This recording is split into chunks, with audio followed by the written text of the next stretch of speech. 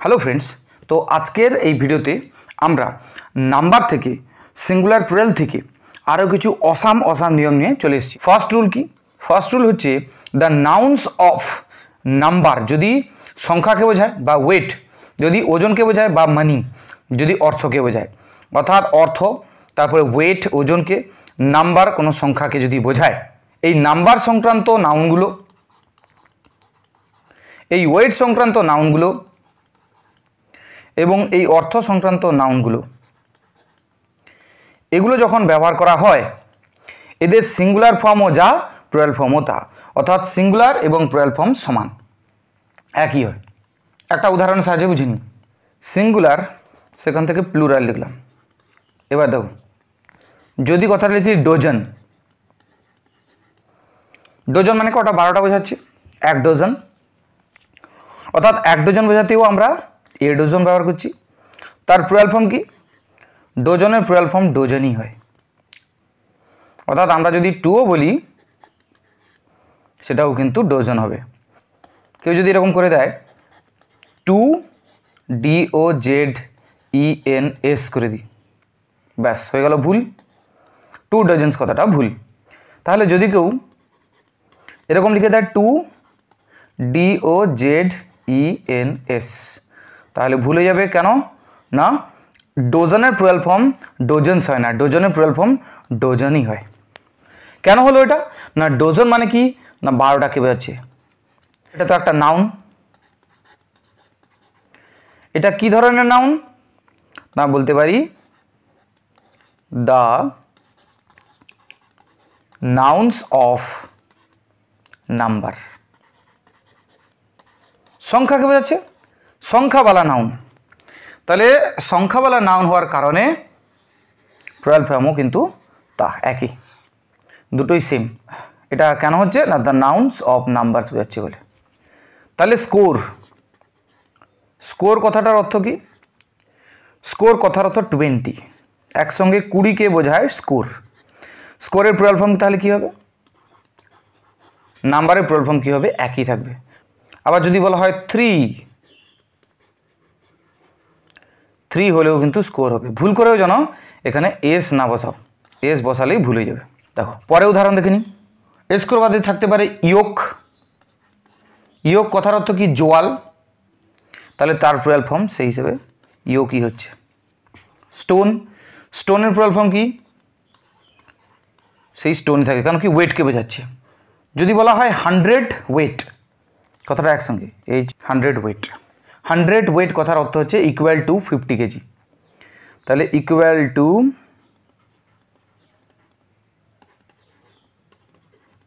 50 KG, 50 কেজিকে একসঙ্গে বলা হচ্ছে 100 ওয়েট। তো 100 ওয়েট এটা ওয়েটকে বোঝাচ্ছে, এর প্লুরাল ফর্ম কিন্তু সেই একই থাকবে, 100 ওয়েটই থাকবে। দেখো তোমাকে বলা হলো এ, তাহলে 100-এর ঘরে কি করবে? একটা শতক, একটা 100কে বোঝাচ্ছে। তাহলে এখানে 100 এ আছে, অলরেডি 100ই বসবে, তাহলে ঠিকই আছে। কিন্তু যদি এখানে করে দিই 2, তাহলে 200 হবে নাকি 100s হবে? সঠিক উত্তর কোনটা হবে বলো দেখি? 100। প্লুরাল ফর্ম কিন্তু সেই 100ই থাকে, এস যোগ হয় না। তাহলে 3-র ক্ষেত্রে, 3-র ক্ষেত্রেও সেম,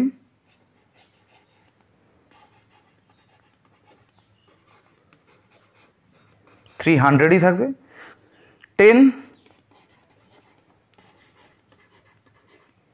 10ও 100 হবে, ঠিক আছে। স্কোরের ক্ষেত্রে তাহলে এ স্কোর, যদি বলা হয় 3 সেটাও কিন্তু স্কোর, স্কোরস হবে না, স্কোর হবে, কারণ কি তার প্লুরাল ফর্ম একই। এই নিয়মটা তাহলে কি হলো? Nouns of number, weight nouns of weight, money nouns of money, অর্থ, এগুলো বোঝালে সিঙ্গুলার এবং প্লুরাল ফর্ম দুটোই একই হয়। কিন্তু একটা শর্ত আছে, যখন কোনো নাউন্স অফ নাম্বারগুলির পূর্বেই মেনি বা সাম ব্যবহার করা হয়, এই যে নাউন্স অফ নাম্বারস বলতে এই যে 100 সংখ্যাকে বোঝাচ্ছে, ঠিক আছে, স্কোর সংখ্যাকে বোঝাচ্ছে, এদের পূর্বে যদি মেনি বা সাম কথাটা থাকে, মেনি মানে তো অনেক বোঝাচ্ছে, তাহলে হিসাব মতো সেই একই থাকার কথা ছিল, স্কোরকে স্কোর থাকতো, 100কে 100 থাকতো, কিন্তু না, যদি নাউন্স অফ নাম্বারের আগে মেনি বা সাম কথাটা থাকে তাদের পূর্বে কোনো সংখ্যা থাকবে না। এখানে যেরকম লেখা আছে সংখ্যা, এ মানে 1টি বোঝাচ্ছে, 2 মানে 2টি বোঝাচ্ছে, 3 মানে 3টি বোঝাচ্ছে, 10 মানে 10টি বোঝাচ্ছে, তাহলে এগুলো ছিল সংখ্যা। তো এদের আগে কোনো সংখ্যা থাকবে না, তার পরিবর্তে থাকবে মেনি বা সাম কথাটা থাকবে কোনো নাউন্স অফ নাম্বারের আগে। তখন প্লুরাল করার সাফিক্সগুলো যুক্ত করা হয়, অর্থাৎ এস বা ইএস যেরকম প্লুরাল করা হয় সেরকম যুক্ত করা হয়। যেরকম, আচ্ছা উদাহরণ দেখে নিই আমরা, দিলে বুঝতে পারবো। নর্মালি কী হচ্ছিল, তার ক্ষেত্রে সিঙ্গুলার এবং প্লুরাল ফর্ম একই, অর্থাৎ এখানে যদি আমরা লিখি সিঙ্গুলার এবং এখানে যদি লিখি প্লুরাল, তাহলে 100, তার প্লুরাল ফর্ম কি 100ই হচ্ছে। উদাহরণ দেখে নিলে দেখো, A100,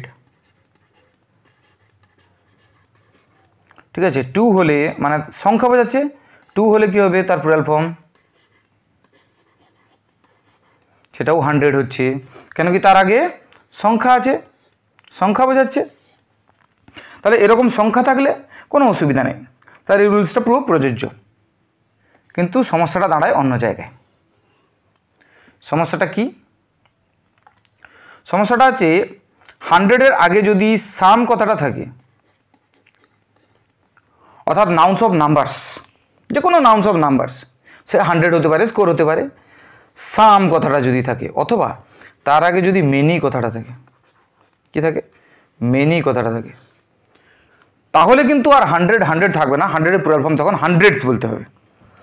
যেরকম দেখে নিই, আমরা দেখছিলাম এ হলে হচ্ছিল 100,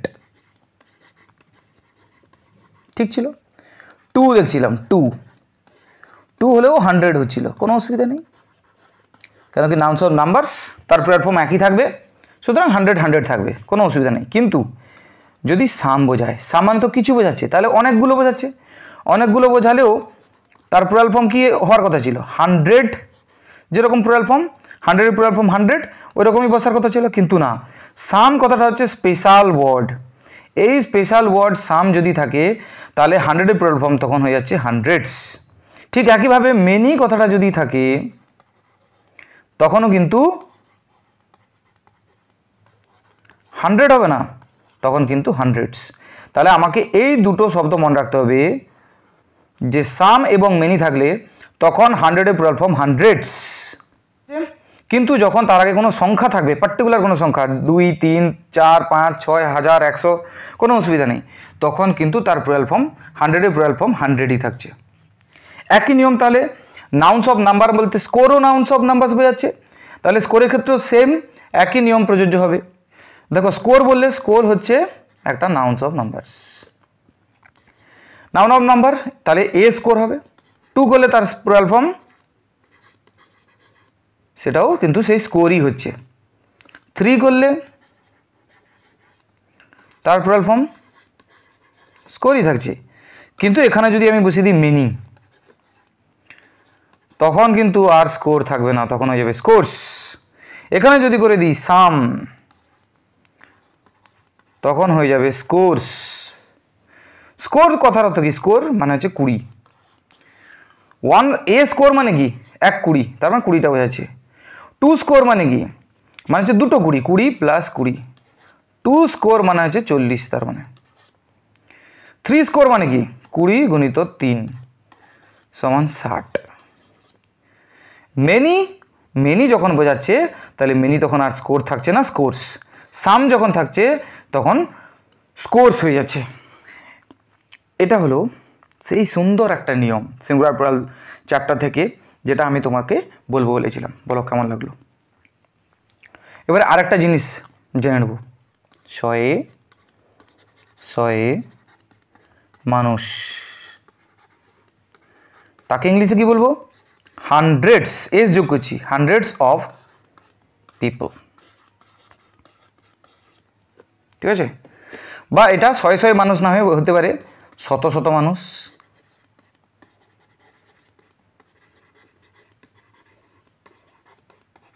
তখনও কিন্তু হান্ড্রেডস অফ পিপল, তখন কিন্তু হান্ড্রেড অফ পিপল নয়। তাহলে এক্ষেত্রেও হান্ড্রেডস হচ্ছে, থাউজেন্ডের ক্ষেত্রেও একই, থাউজেন্ডের ক্ষেত্রেও একই নিয়ম। তাহলে হাজার হাজার মানুষকে কি বলবো? তাহলে থাউজেন্ডস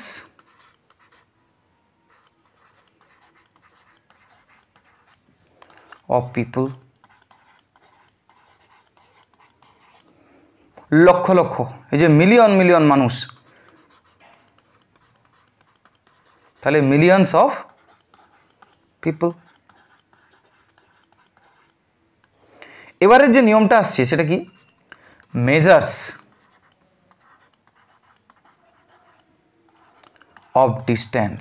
এবারে আমরা যেটা পড়বো মেজার্স অফ ডিস্টেন্স, অর্থাৎ দূরত্বের এককগুলো। দূরত্বের এককগুলো নিয়ে যে রুলসটা রয়েছে সেটা কি? যেরকম ধরো ফ্যাদম, দূরত্বের একক। ফুট, আর কি আছে? ইয়ার্ড, গজ যেটাকে বলা হচ্ছে, এগুলো সব দূরত্বের একক।